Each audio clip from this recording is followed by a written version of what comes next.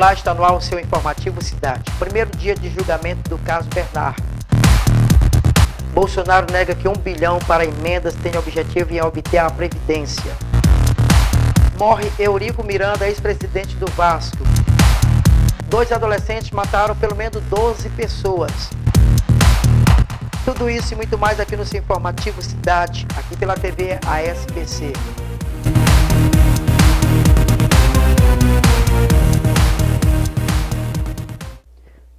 Vamos começar o nosso Informativo Cidade, infelizmente, falando desse massacre, desses 2 adolescentes que mataram 12 pessoas, entre adolescentes e adultos, e depois cometeram suicídio nesta quarta-feira de hoje, em uma escola de Suzano, na Grande São Paulo. Nós temos as imagens ela tem uma controvérsia porque foi pela manhã, a gente já adquiriu aí nas redes sociais, que já estava pelo menos 8, era por volta de 7, meia, 8 horas, que tinham 8 pessoas mortas, mas no fim dessa tarde foi constatada, 12 pessoas mortas. Veja aí na matéria.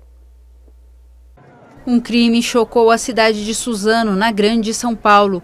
2 adolescentes abriram fogo em uma escola e mataram pelo menos 8 pessoas. Em seguida, os agressores se suicidaram. O ataque deixou 15 feridos. Uma multidão se reuniu em frente à escola em busca de notícias sobre as vítimas. Vizinhos relataram ouvir disparos e gritos dos alunos. Este tipo de ataque com arma de fogo em ambiente escolar é raro no Brasil. Em abril de 2011, um caso semelhante no Rio de Janeiro chocou o país. Um jovem invadiu uma escola de Realengo, zona oeste da cidade. O ex-aluno matou 12 estudantes e feriu vários outros antes de se matar. Gente, é lamentável. Olha, Eurico Miranda, ex-presidente do Vasco, morre aos 74 anos, atual presidente do Conselho de Beneméritos do clube. Ele lutava contra um câncer. Ex-presidente do Vasco, Eurico Miranda morre aos 74 anos. Dirigente não resistiu à batalha contra câncer no cérebro. O mais icônico dirigente do Vasco saiu de cena nesta terça-feira.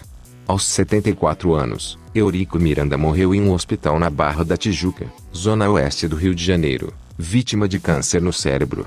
Atualmente, ele estava no cargo de presidente do Conselho de Beneméritos do clube. Nos últimos meses, Eurico não fez aparições públicas. Seu estado de saúde se agravou, inclusive com dificuldade para se alimentar. De ambulância, ele foi levado ao hospital na manhã desta terça. Lá não resistiu e morreu no início da tarde. Em novembro, numa reunião do Conselho Deliberativo, já bastante debilitado, precisou de ajuda para se levantar e puxar o grito de casaca, uma tradição do Vasco a qual se habituou a liderar.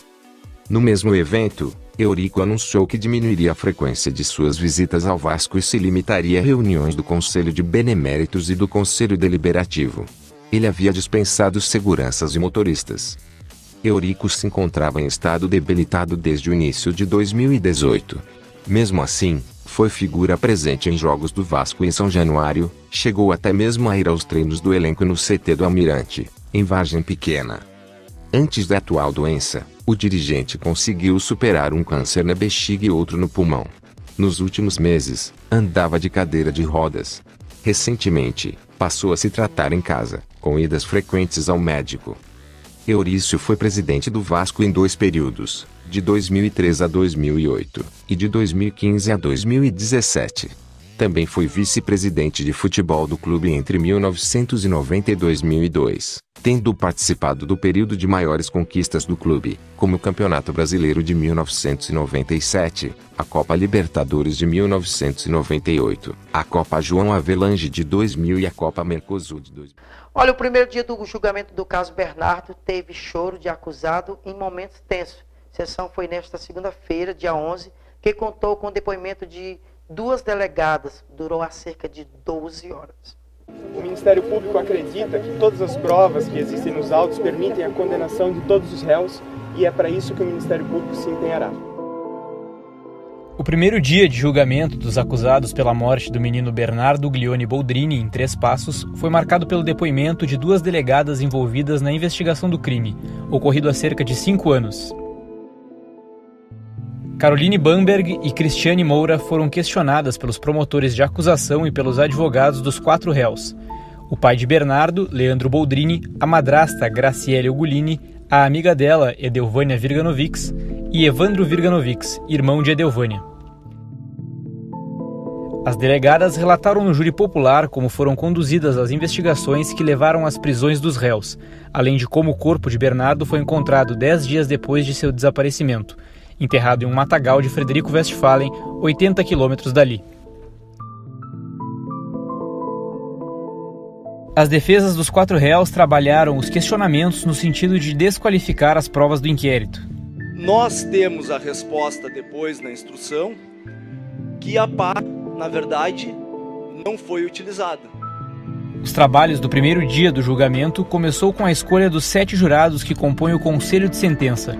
As testemunhas foram ouvidas entre a 1 da tarde e as 9 da noite.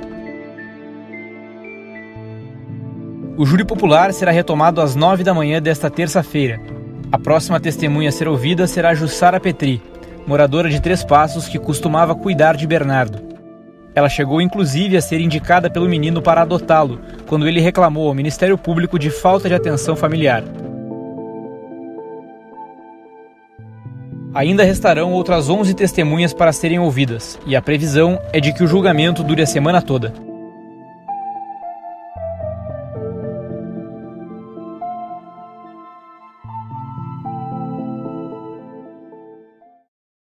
O Informativo Cidade vai ficando por aqui.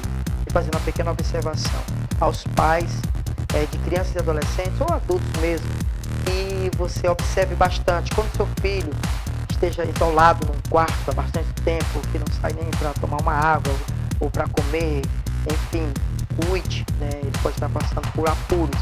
E esses jogos, a internet, as redes sociais, tem os seus bons e tem os seus ruins, o lado ruim. Muito cuidado, tenha mais acesso aos seus filhos, dê mais amor, dê mais carinho. O Informativo vai ficando por aqui, fiquem todos com Deus. Abraço.